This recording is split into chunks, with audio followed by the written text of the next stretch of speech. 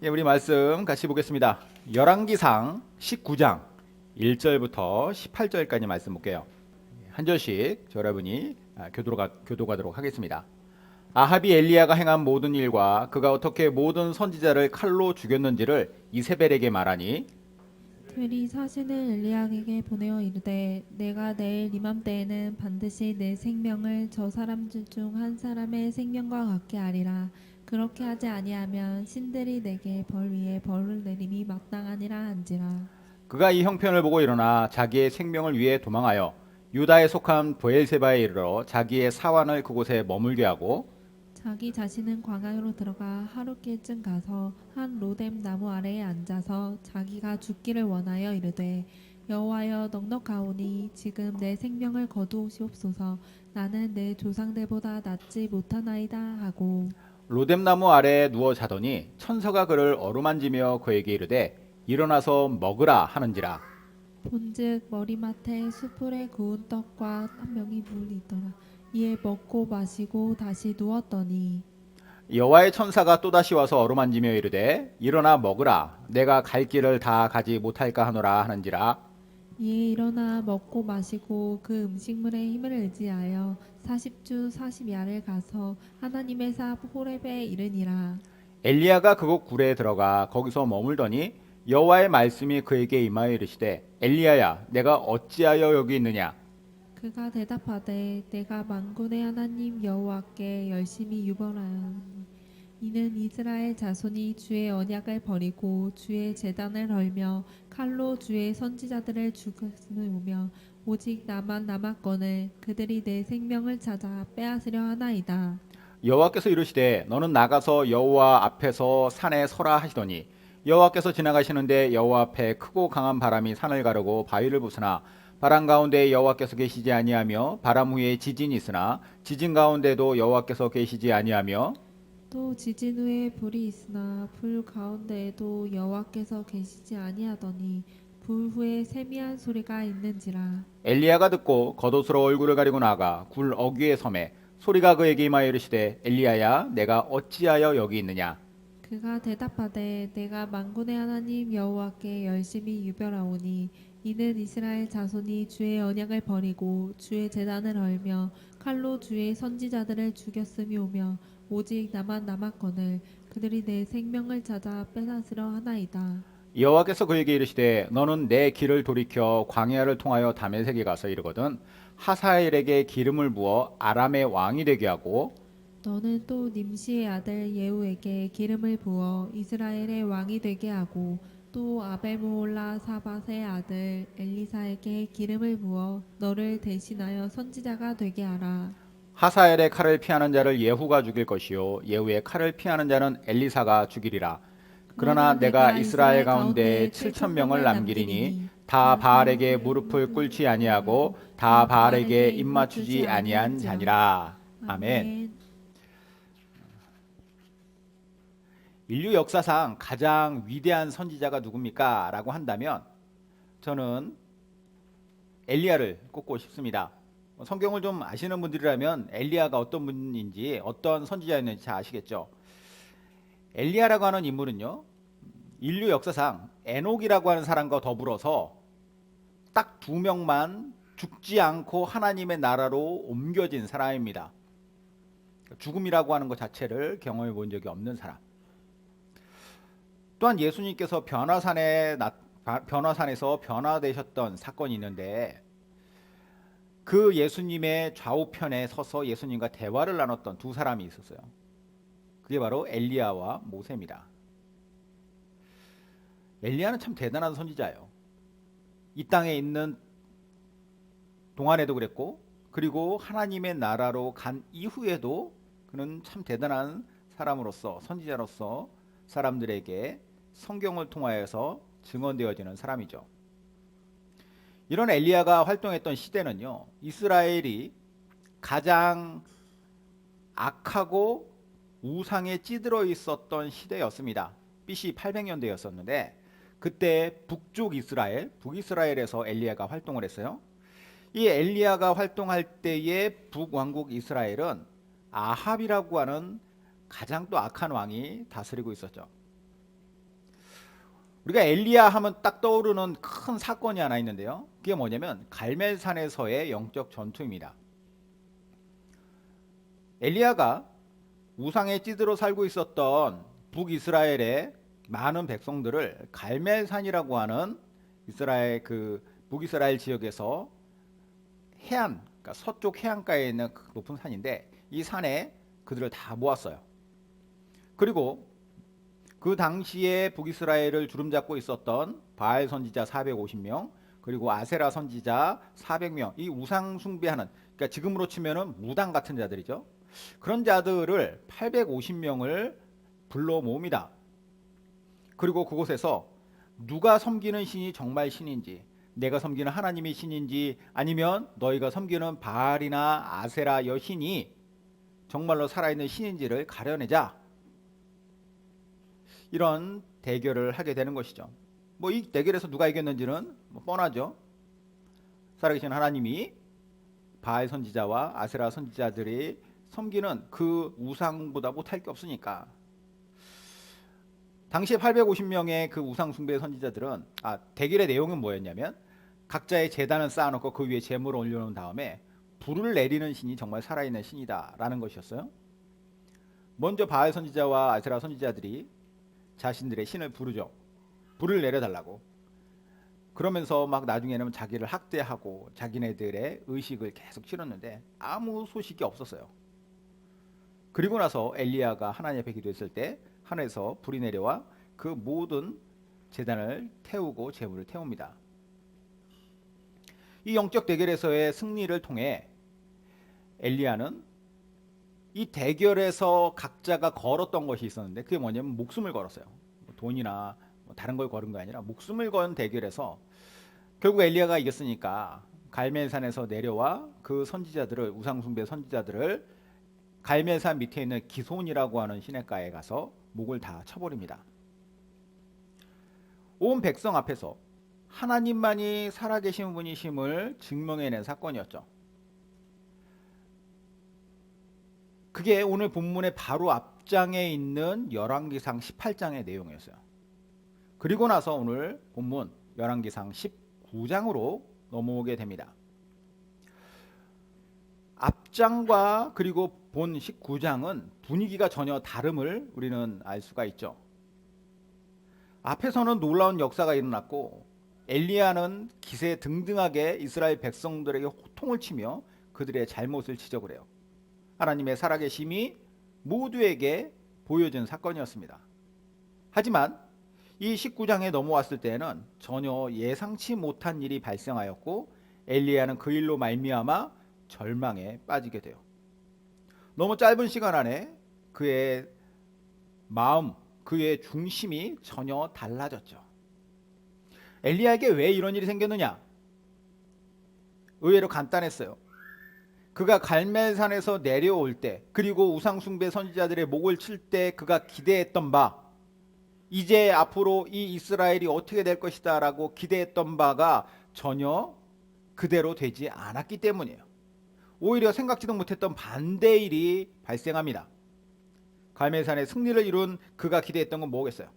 이제 하나님만이 살아계신 분이심을 증명해 보였으니까 이스라엘 백성들이 정신 차리고 돌아와야 되는 거 아니에요?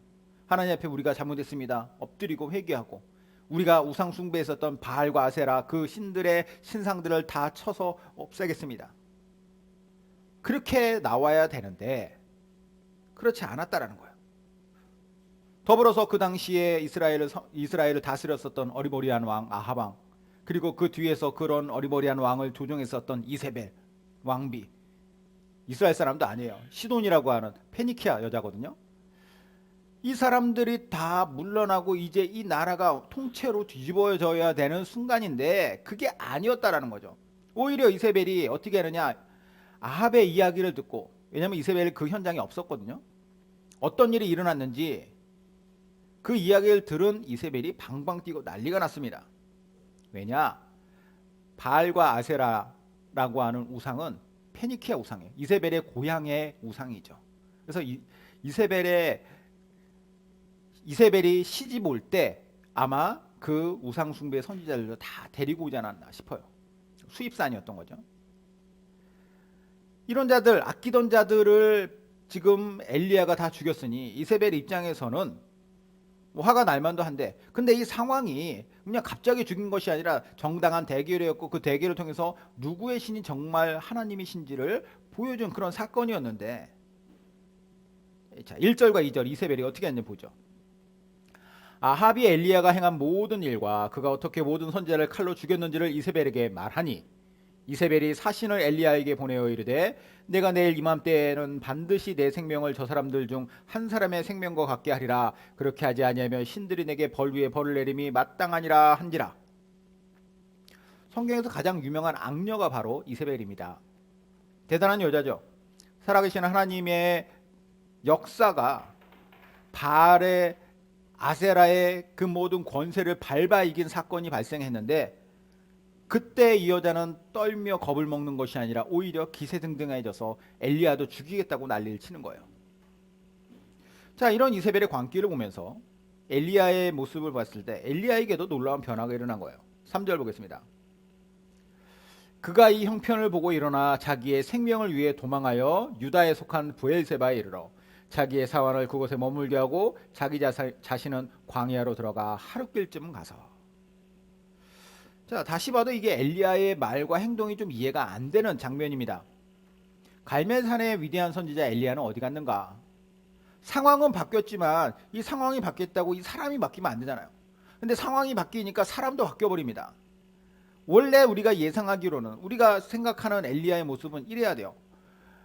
한번 죽여와라. 와서 죽여봐라. 하나님께서 지금 이 위대한 일들을 이루셨는데 정신 못 차리고 있으니 나를 죽이러 오는 그 사람들을 과연 무사할 것 같으냐, 이렇게 나와야 되는데 엘리야가 절망 가운데 빠지고 있다라는 거예요. 그리고 목숨을 건지려고 도망을 갑니다. 자기 사환 즉 조수와 함께 어디까지 가냐면 브엘세바까지 가요. 브엘세바가 어디냐면 그림 한번 보여주시겠어요? 자, 갈멜산에서 내려와서 이스르엘이라고 하는, 여기 이제 평야 지역인데 이스라엘이라고 하는 곳에서 있을 때에 이세벨이 사신을 보내서 엘리야에게 겁을 줬죠. 으름장을 놨습니다. 그러니까 엘리야가 어떻게 하느냐, 저 남쪽으로 계속 도망간 거예요. 브엘세바까지. 브엘세바는 이스라엘 영토에서 가장 사람이 살 수 있는 그런 어떤 부락을 이루는 곳에 가장 남단에 있는, 우리로 치면은 도시인 것입니다. 우리나라로 생각해 보면은 해남 같은 곳이에요. 사람이 살 수 있는 가장 남단. 그리고 우리는 해남 밑에는 바다지만 이스라엘은 저 밑에는 광야라고 하는, 사람이 살 수 없는 곳이 네게브라고 하는 광야가 펼쳐집니다. 아무도 살지 않는 곳, 그 네게브까지, 광야까지 하룻길을 더 들어가고 있는 엘리야의 모습에서 그가 얼마나 이 이세벨에게 크게 겁을 먹었는가. 겁을 먹었다기보다 얼마나 그가 절망적인 상황이었을까라는 생각을 해볼 수 있을 것 같아요. 자, 4절의 하반절을 보면은 그곳에 가서 어떻게 했느냐, 한 로뎀나무 아래 앉아서 자기가 죽기를 원하여 이르되 여호와여 넉넉하오니 지금 내 생명을 거두시옵소서. 나는 내 조상들보다 낫지 못하니이다 하고. 자, 그가 여기 먼저 로뎀나무 아래서 죽기를 하나님 앞에 원한다고, 죽고 싶습니다 라고 이야기를 해요. 나는 대단한 사람 아닙니다. 왜 나 같은 사람을 세우셔서 이렇게 이런 중차대한 일들을, 나라를 위해서 내가 이렇게 일하게 하셨습니까? 난 정말 아무것도 아닙니다. 특별히 로뎀나무를 택하여서 그 밑에, 물론 이제 변변한 나무도 없기 때문이기도 하겠지만 로뎀나무 아래에서 그가 있었다라고 하는 것은 그의 처지, 그의 마음이 어떠한지를 그대로 보여주는 장면 같아요. 로뎀나무가 어떻게 생겼냐면 이렇게 생겼습니다. 광야의 로뎀나무 아주 작고 초라한 쌀이나무예요. 쌀이나무. 이 밑에서 뜨거운 태양을 피해야 얼마나 피하겠습니까? 여기에 있다라고 한다라는 것은 나의 형편이 지금 이어갔습니다. 나에게는 지금 아무것도 남지 않았습니다. 나는 기댈 만한 곳조차 없는 자입니다. 변변한 그늘조차 없는 곳에서 나는 그대로 노출되어 있습니다.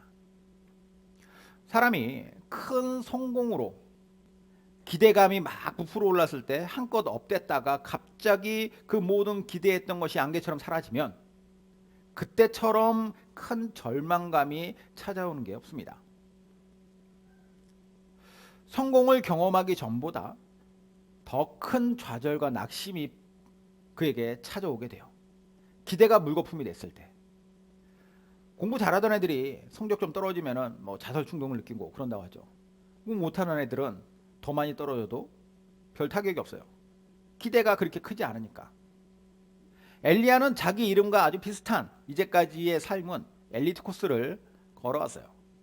선지자로서 그에게는 항상 하나님 앞에서 뭐 그랬다고 해서 그가 설렁설렁했다는 건 아니지만 갈멜산에서 영적 전투도 그는 최선을 다했었지만 그 모든 과정들 속에서 하나님은 계속해서 그에게 놀라운 일들을 보여주셨습니다. 그런데 엘리야에게 갑작스러운 실패의 상황이 찾아온 거예요. 그가 잘못해서가 아닙니다.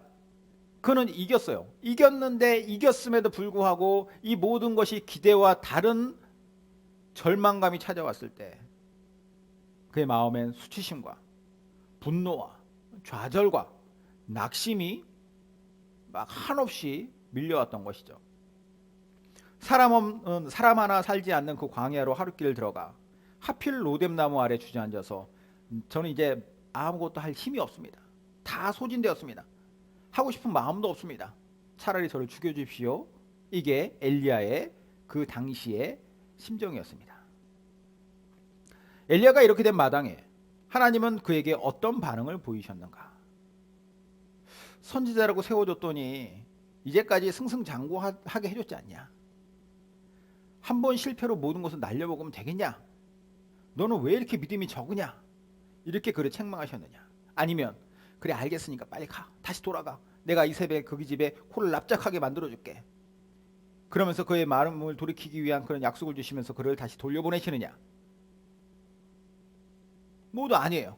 하나님께서 하신 것은 하나님의 반응이 그 뒤에 이어지는데 이게 참 우리에게 큰 위로와 힘이 된다라고 저는 개인적으로 생각을 합니다. 지쳐서 로뎀나무 아래에서 하나님 앞에 따지고 신세한탄을 했던 그 엘리야가 지쳐서 잠들었을 때 하나님은 그를 책망하지도 그의 등을 떠물지도 아니하시고 천사를 보내어 먹을 것을 주시면서 위로를 해주십니다.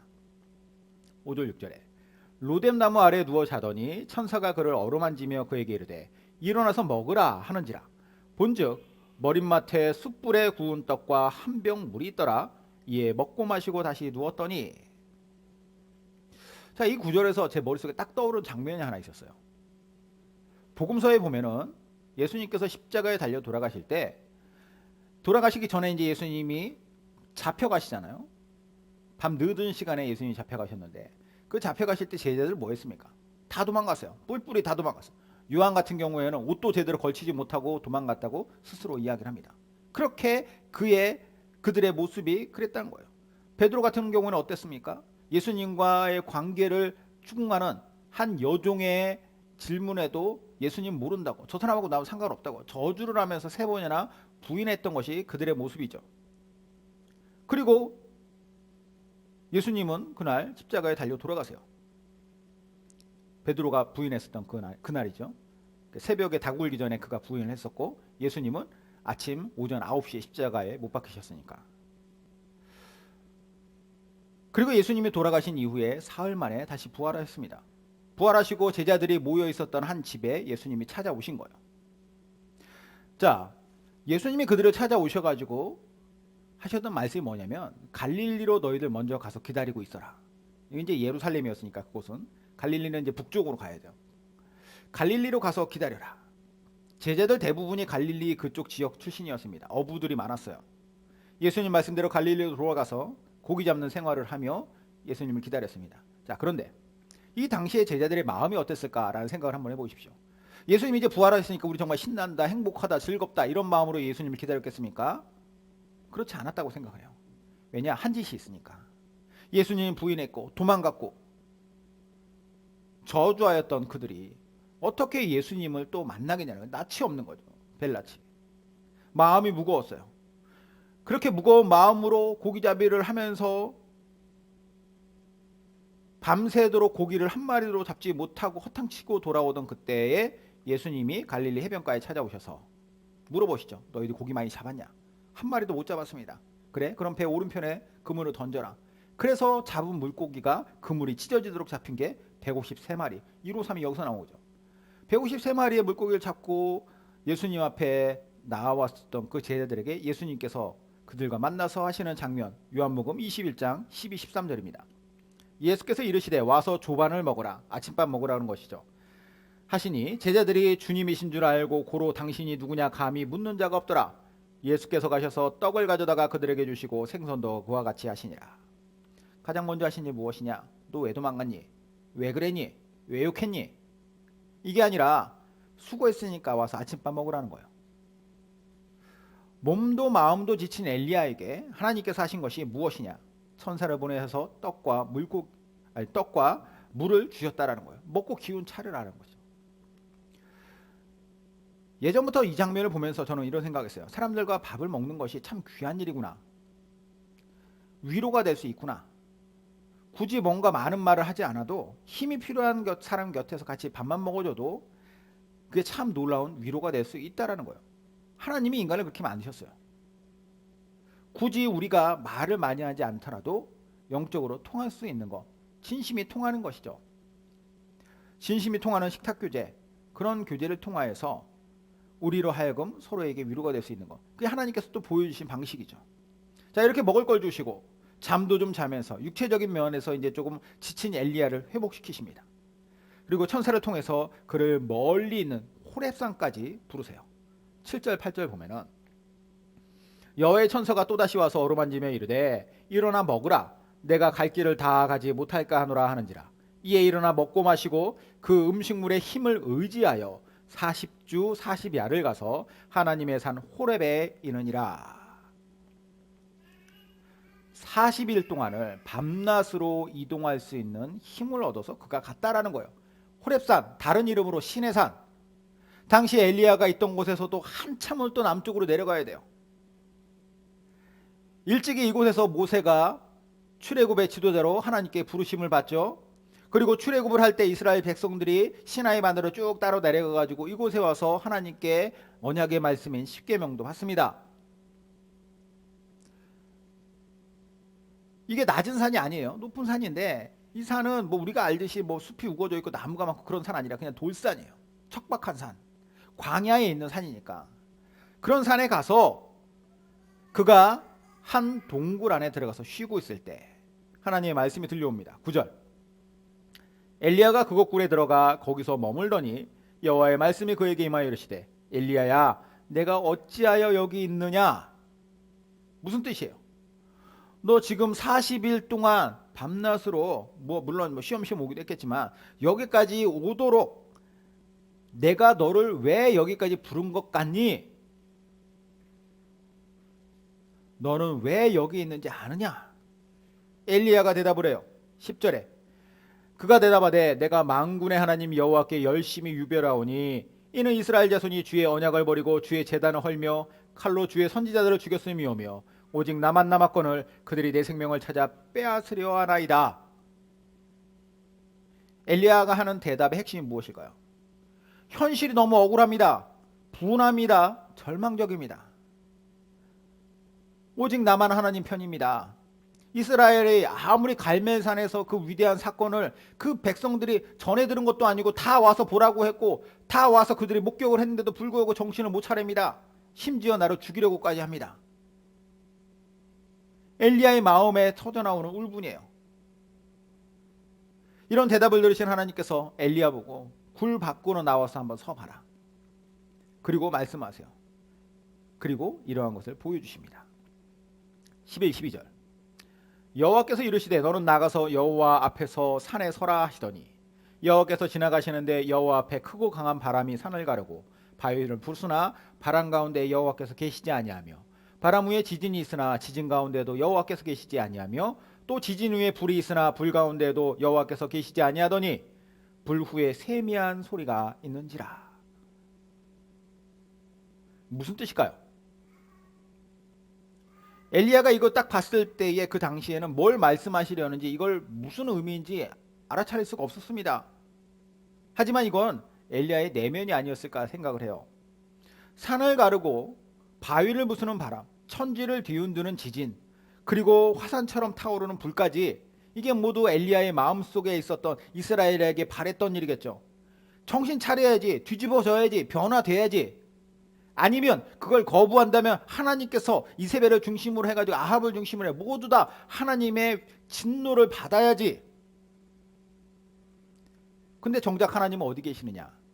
그곳 가운데 계시지 아니하며 모든 상황이 지난 다음에 세미한 소리로 나타나셨다. 하나님이 능력이 없어서인가? 그래서 바람과 지진과 불 가운데 계시지 않는 것인가? 하나님의 본심이 어디 있는가를 보여주는 거예요. 그리고 또 질문하세요.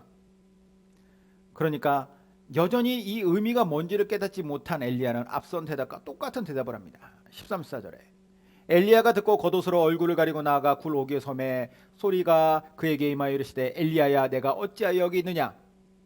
그가 대답하되 내가 만군의 하나님 여호와께 열심히 유별하오니 이는 이스라엘 자손이 주의 언약을 버리고 주의 제단을 헐며 칼로 주의 선지자들을 죽였음이오며 오직 나만 남았거늘 그들이 내 생명을 찾아 빼앗으려 하나이다. 똑같은 대답이죠. 똑같은 대답을 하는 순간 엘리야의 순간적으로 그의 뒤통수를 맞은 것처럼 그의 머릿속에 딱 깨달아진 게 있었을 것 같아요.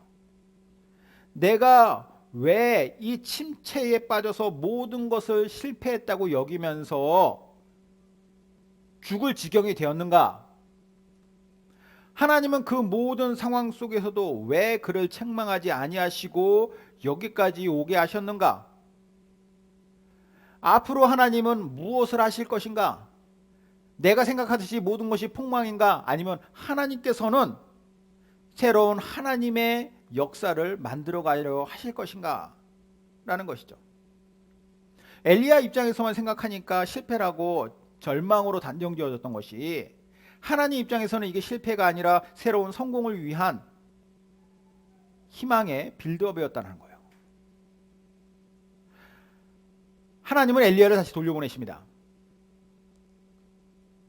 이것을 말하고 나서 엘리야의 대답을 듣고 하나님이 엘리야를 돌려보내세요. 그 말은 여기서 더 이상 설명할 필요가 없다라는 거예요. 엘리야도 깨달았다는 거죠. 그런데 엘리야를 어디로 돌려보내시느냐? 원래 있었던 북이스라엘로 돌려보내질 않으세요. 다메섹이라고 하는 그 당시에 아람이라고 하는 이방민족, 북이스라엘과 원수지간이었던 그런 아람으로 보내세요. 아람으로. 그리고 거기에서 하사엘이라고 하는 사람을 아람의 왕으로 기름 부어라. 그리고 북이스라엘로 들어가면 거기에 예후라고 하는 사람이 있는데 예후한테 왕으로서 기름을 부어라. 장차 아람 왕과 북이스라엘 왕, 그 왕이 될 사람한테 기름 붓는 선지자로서 그를 하나님께서 보내십니다. 그리고 또 누구 이름이 나오죠? 엘리야의 뒤를 이을 그의 후계자 엘리사의 이름이 등장해요. 엘리사가 있다. 엘리사를 만나서 그에게도 기름을 부어라. 무슨 말이에요? 기름 부어서 왕을 세우고 기름 부어서 선지자를 세우는 것은 선지자로서 행하는 하나님께서 그 일을 위임해 주신 자로서 그가 실패자가 아니라 하나님께서 너로서 여전히 사용하신다는 것을 명확하게 보여주신 것이죠. 하다못해 이스라엘 왕뿐이 아니라 그냥 그 옆에 있는 아람 왕까지 네가 다 기름 부어서 세워라. 물론 걔들이 뭐 착해서가 아니에요. 그런 권위를 너에게 줬다라는 것을 다시금 보여주신 거죠. 그리고 한 가지 말씀을 더 덧붙여 주시는데 이스라엘의 바알에게 무릎 꿇고 바알에게 입맞추지 않은 사람 7,000명을 내가 남겨주겠다. 무슨 의미예요? 앞서 계속 엘리야가 하나님한테 얘기했던 게 뭐냐면 오직 나만이 하나님 앞에 열심히 특심합니다.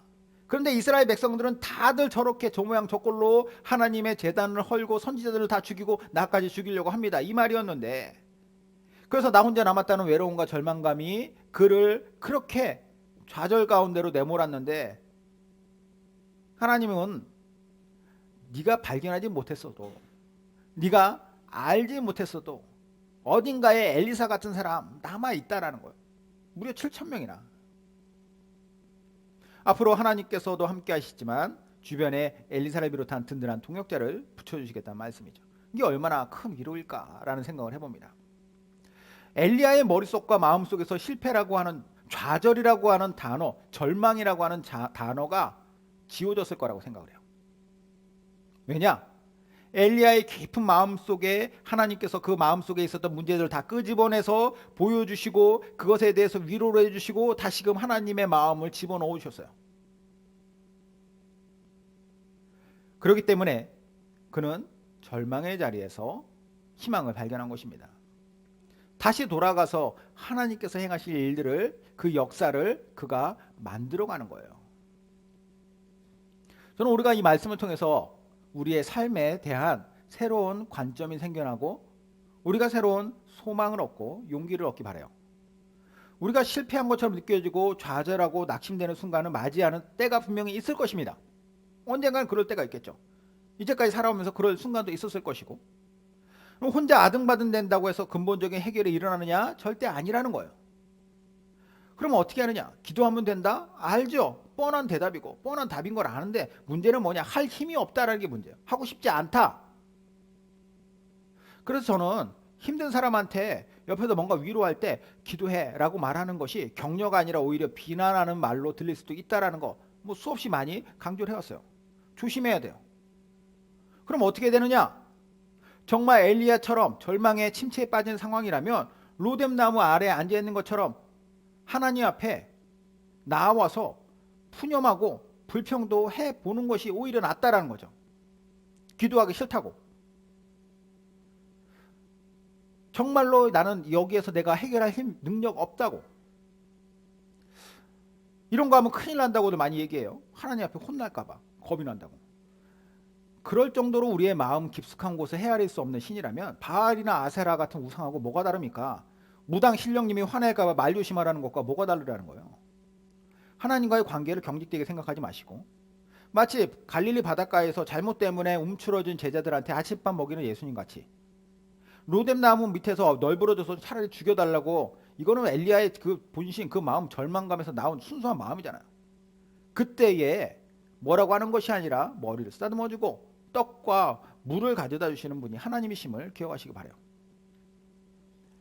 그것을 우리도 기억하고 우리도 알고 또 다른 사람한테도 이것을 그 마음으로 대하는 것, 이게 하나님께서 우리에게 원하시는 바 아닐까요? 따뜻하고 깊은 배려심, 그분의 따뜻하고 깊은 배려심을 의심하시지 마시기 바랍니다. 로마서에서도 얘기하잖아요. 우리가 기도할 힘조차 없을 때 성령께서 말할 수 없는 탄식으로 우리를 위하여 대신 간구하시느니라. 하나님의 마음이 그렇다라는 거. 하나님이 어떤 분이신지 그 마음을 잘 이해하면서 절망 속에서도 희망을 발견해 나가는 우리의 삶이 되시길 바라고, 이 과정 속에서는 아까도 말씀드렸다시피 정말 힘들면 투정도 하시고 원망도 하시고 그러면서 하나님의 마음도 깨달아 가시고 하나님께서 다시금 세우시는 엘리야의 회복의 은혜가 우리 모두에게 있으시기를 주님의 이름으로 축원드립니다.